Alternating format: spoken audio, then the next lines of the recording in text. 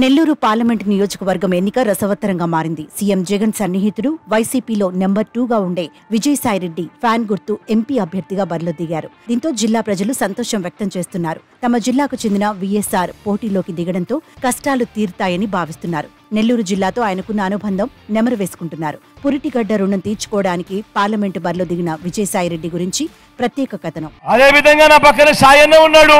MP అభ్యర్థిగా మీ అందరికీ కూడా పరిచయం చేస్తా ఉన్నాను. తాను కూడా మంచివాడు, సౌమ్యుడు, ఏ రోజు కూడా వెనకడుగు వేయలేదు. అడుగులు నాయి ముందుకే పడ్డాయి అనంటే విలువల కోసం నిలబడ్డ సాయన్న నాకు పక్కనే ఉన్నాడు అని కూడా ఈ సందర్భంగా సగర్వంగా కూడా తెలియజేస్తా ఉన్నాను. వైఎస్ఆర్సీపీ కీలక నేతల్లో ఒకరైన వేణుంబాక విజయసాయిరెడ్డి 1957 జూలై 1న నెల్లూరు జిల్లా తాళ్లపూడిలో జన్మించారు.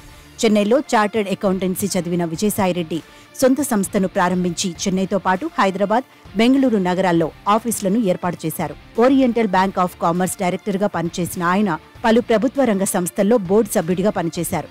అక్కడి నుంచి దివంగత మహానేత వైఎస్ఆర్, ప్రస్తుత సీఎం వైఎస్ జగన్ ఆశీస్సులతో రాజకీయంగా అంచెలంచెలుగా ఎదిగారు.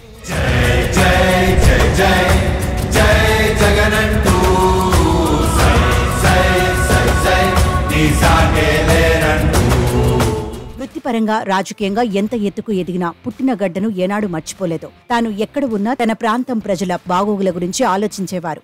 ఇందుకోసం తన వంతుగా సహాయ కార్యక్రమాలు చేపట్టారు. దీంతో సింహపురి ప్రజలు తమ ప్రాంత నాయకుడిగా వీఎస్ఆర్ను భావించారు. అందుకే వైసీపీని నెల్లూరు జిల్లా కంచుకోటగా మార్చారు. 2014 ఎన్నికల్లో మెజార్టీ సీట్లతో పాటు 2019 ఎన్నికల్లో అయితే మొత్తం సీట్లను వైసీపీకి కట్టబెట్టారు.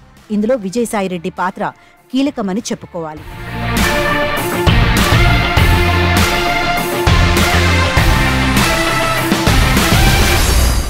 దీంతో జిల్లాను అంటిపెట్టుకుని ఉండేవారు.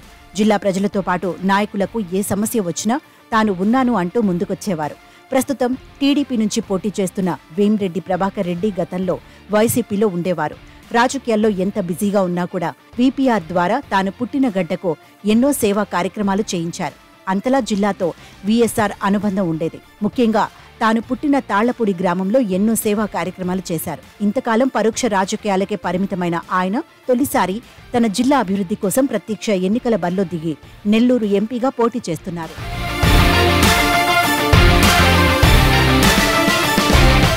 సీఎం జగన్ ఎంపీగా అవకాశం ఇవ్వడంతో పురిటిగడ్డ రుణం తీర్చుకునే అవకాశం వచ్చింది అంటూ వీఎస్ఆర్ సంతోషం వ్యక్తం చేశారు. తాను ఎంపీగా గెలిస్తే కేంద్ర పెద్దలతో ఉన్న సన్నిహిత సంబంధాల రీత్యా నెల్లూరు జిల్లాను దేశంలో అగ్రగామిగా నిలుపుతానని హామీ ఇస్తున్నారు.